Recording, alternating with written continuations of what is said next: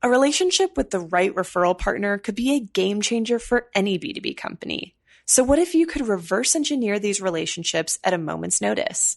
Start a podcast, invite potential referral partners to be guests on your show, and grow your referral network faster than ever.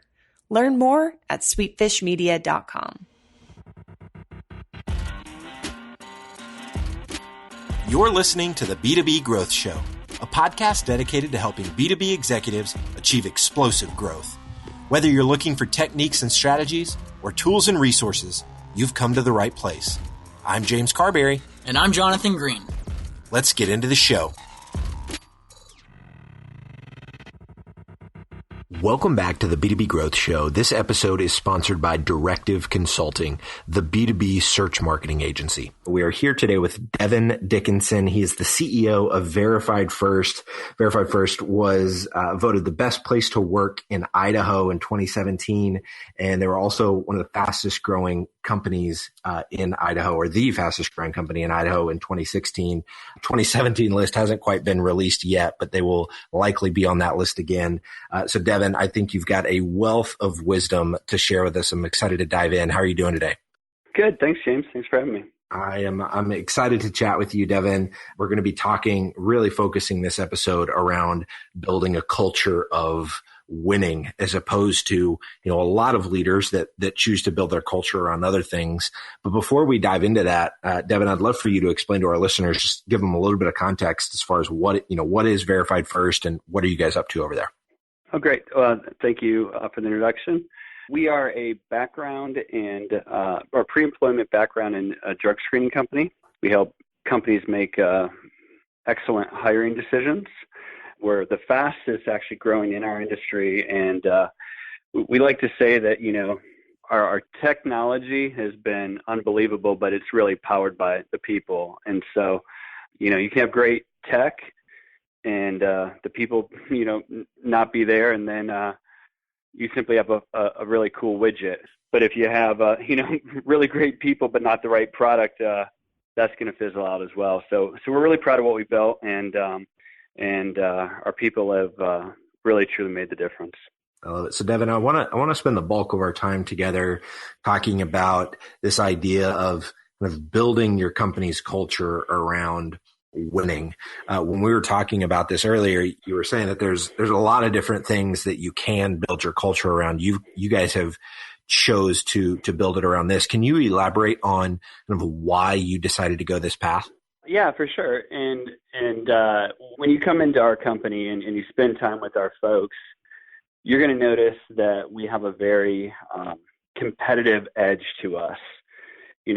From everything that we do is always about growth and winning, and it's funny because there's lots and lots of books on culture, and when you read these books and you talk to the experts in the industry, they're always focused on fun and more, and all of that I think is good. Like, I think it's wonderful to have, like bunny hat day at the office, or, have the company picnics and all of that. And we do all of that. As a matter of fact, I'll share with you 2 weeks from now, we're actually having a butler day. And what that means is I'm actually going to get dressed up like a butler, and I'm going to valet park their cars and serve everyone coffee. And, and we do stuff like that. So we have a lot of fun. But we have to have a purpose behind it, and we have to celebrate. So the reason we're having Butler Day is because we're celebrating our Big Four, winning on our Big Four KPIs. And so everything that we do at our company revolves around winning. We always have to be growing. We always have to be winning. And I found when, you have a culture that's just built around, fun or silliness, it ends up being, like preschool, and people innately want to be part of something great. They really do. That's why people join, sports teams. We were just talking about that before the interview. That's why kids, want to compete, why they play video games, why they do everything, is we have this desire inside to do something great and to be something great. And so then they join the workforce, and all of a sudden, they enter an environment where You're no longer measured. You no longer know if you won or you lost. And people want to win. And they don't mind losing either, but, they want to win. And so everything we do in our office is around winning and creating that culture of winning. And if we're not winning, why? What do we need to do to win tomorrow? And so when we do the fun stuff, it's basically a reward. It's like we've achieved something. And I don't know about you, but, I really enjoy going on vacations and doing stuff like that. But I don't like to go on it if I don't feel like I earned it, know? Yeah. And so if you're like, sitting around and you're like, oh, you go on vacation, then you just feel like, you're just sitting around getting fat and doing nothing, but it's a really rewarding feel, and I even talk to my kids about this. I'm like, all right, guys, we have like 5 weeks of school left. We got to buckle down, work super hard. And then at the end, we're going to go on vacation. It's going to be awesome. And so that's what we do. And I feel like it was, I'll tell you a funny story, James. We actually had about last month, I mentioned we have 4 KPIs that, we measure ourselves, or 4 KPIs that are big measurements. Well, we hit 3 of our 4 KPIs, and our last one, we barely missed, and you couldn't fudge the numbers a little bit to justify that we would have hit all 4. But, myself and our executive team, we talked about it, and we're like, you know what? We didn't win. Let's call a spade a spade. And we went and we announced it to everyone. We said, guys, we were super close, but we didn't do it. And, we almost fudged numbers, and we were going to give it to you. But we didn't. And James, they actually cheered that we didn't give it to them. Wow. Because, it's like, everyone is like, no, if we're going to do it, let's do it. Let's make it real. And so if you come into our office, there's an energy of excitement and winning. And like I said, I think all the fun stuff's super important, but the fun stuff has to be because it's been earned and people, it means more that way. And so that's how we have created a culture of winning. Sorry, get a little excited there. No, Devon. So would you mind sharing what those 4 KPIs are? Yeah. So within it, they might not mean a ton to you, but it's, how many new accounts we bring on, obviously growth, how many we actually successfully onboard, because you don't always have the, I don't know about your sales folks, but, our sales folks, sell 10, not all 10 actually get successfully onboarded. So we have to onboard them. Then we have our customer satisfaction rating, which we, I believe our exact one is that we have to have over 97% satisfaction rating. Mm-hmm. And then our 4th one is kind of an internal quality measurement that we have for our team. So those are the 4 KPIs. And what's neat is those 4 KPIs, there's not a single person in the company that doesn't that works within the company that doesn't touch at least one of those, indirectly impact one of those. Mm. So there's an ownness in it, and that everybody owns it. Everyone feels responsible to not only to themselves but to each other. And that's really great. We always say we within our company we always talk about a servant leader mentality, and we always say at our company we're here to serve our clients and to serve each other. And so even within our KPIs, like I said, they touch each other. And so it's like you almost feel like I can't let my friends down, Yeah. I got to do my part. And so, and that's the type of energy you want. All right, I want to tell you a little story about Clear Company. This HR tech company was doing a lot of things right. Their messaging was clear, their product produced incredible results, but they were struggling to drive qualified traffic to their website. Then they found Directive Consulting, a B2B search marketing agency. Within the first 12 months of working with Directive, Clear Company was able to increase their qualified lead volume by 157%. Now, I have a hunch that Directive can get these kind of results for you too, so head over to directiveconsulting.com and request a totally free custom proposal. That's directiveconsulting.com. All right, let's get back to this interview. Devon, you mentioned offline that one of the ways that you guys have, that being kind of the why behind building the culture around winning makes perfect sense. But one of the ways that you guys kind of operationalize that is you have to measure those four things that you just talked about. If you want to, if you're kind of building your culture around winning in those four KPIs, measuring those KPIs becomes, extremely valuable. How often are you guys measuring those? Are those weekly measurements? Is it quarterly? How do you guys think about measurement as it relates to those four KPIs? So our big four are what the entire company is measured off of. But underneath that, we have each individual seat, department, body, whatever. We have our own, what we call like WIG goals, wildly important goals, and we stole that from a book. Yeah, I love that book. But isn't that Principles wonderful? of Execution. Yeah.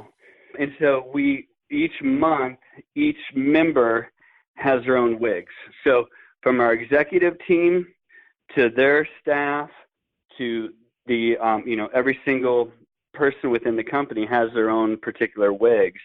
And everybody has to complete an EOD report, end-of-day report.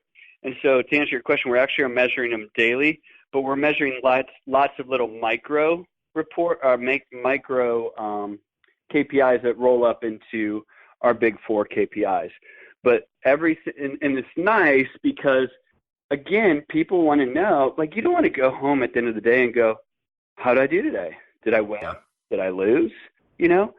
And if I lost, like, you want to know daily, am I succeeding in what I set out to do? And so when we provide those measurements, and it's funny because, people always say like, oh, I don't want to micromanage. Don't measure me. Don't, I'm free. I need to be a free spirit. But if you allow that, to kind of be the overwhelming philosophy, then nobody's measured, right? And then you never know if you won or you lost, right? Yeah. It's like I'm not good at, like, personally, I'm not good at like the little small sports. When the kids are little, like, oh, we all win. Yeah. I don't think that. I don't know. I don't think that works. Like, I understand the philosophy, when building up self-esteem, but I think at some point people want to know, am I winning or am I losing? And if I'm losing, can you help me win? And I think that's important too. Like, can you help me win? You might be the first person that I've talked to, Devon, that has really operationalized that kind of 40X. Do you remember off the top of your head who wrote that book? Was it 4 Disciplines of Execution? Is that the name of it? Yeah, 4 Disciplines of Execution. If anybody listening to this has not read that book yet, it was incredibly eye-opening for me. I think I finished it about 8 or 9 months ago and haven't done the best job of implementing it in our business. And so talking to you, Devon, is actually making me want to go back and reread that book so I can actually implement what they teach in there, because I think it just made so much sense as I was reading through it. And I love that you guys are seeing results from it. You talked earlier, Devon, about kind of how you guys celebrate. So you're measuring those KPIs and then you're celebrating the wins.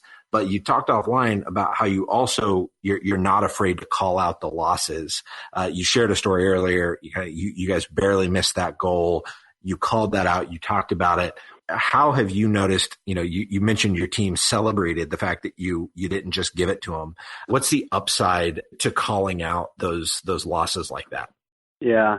So in our company, the other thing that we are is we're change agents. And so I actually really thrive, and it's weird to even say this, but I actually thrive when we lose, because now I want to do a postmortem. I want to figure out, like, I'm the coach, I'm the CEO, I'm the whatever that's going to go back and watch the game film over and over and over. We're going to look at the numbers. We're going to look at the game film. We're going to do whatever we have to do to dissect where we went wrong and make that change.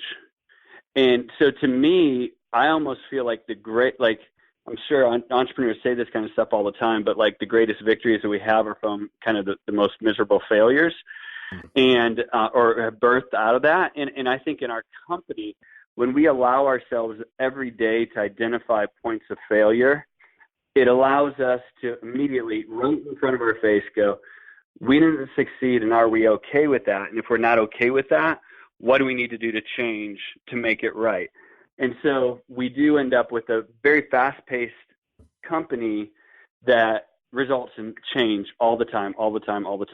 But it allows, we're only 5 years old and we've evolved so quickly, but it's because, when we see loss, we go, awesome, great, now let's fix it and make it better. And so I think that's what's really great is, celebrating those victories are fun, but, if I was probably to be completely honest with myself, if we won every day, I'd probably get bored and want to play something new, And I think that's what happens with most folks, right? You want a challenge, right?